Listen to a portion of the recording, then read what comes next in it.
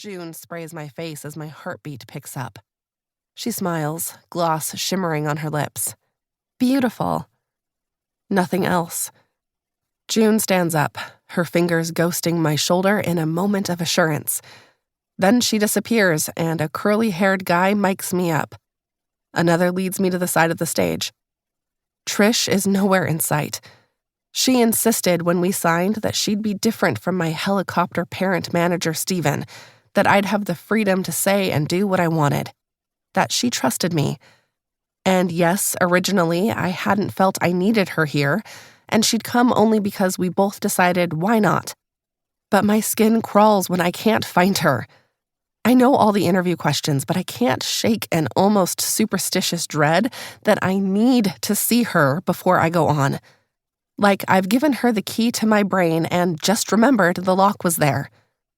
But there's Winston Gray on stage, saying, "Valeria Sullivan," to a roar of applause.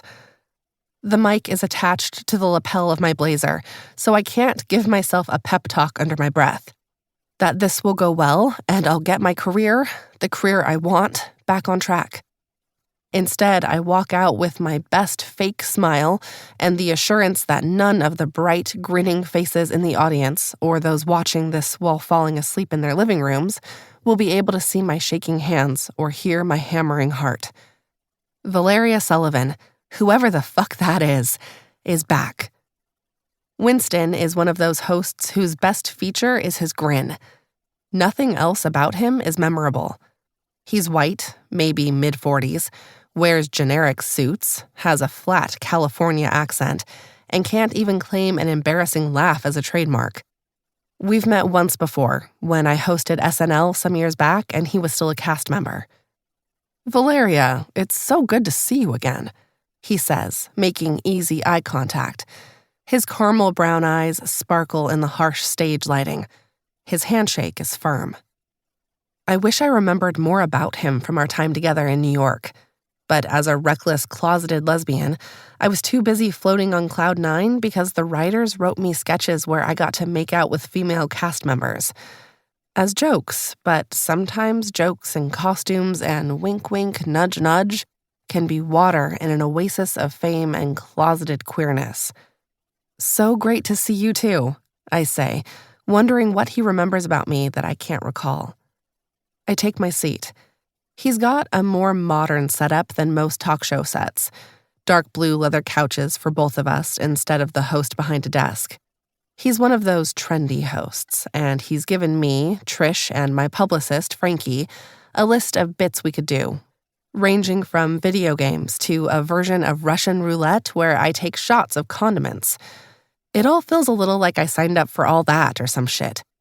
I believe my exact words to Trish were, "I'd gladly live through the homophobia of the 90s if it meant just doing a normal fucking Rosie O'Donnell interview." So, yeah, I opted for just the interview, and I can see the disappointment in Winston's eyes as he adjusts his legs before speaking.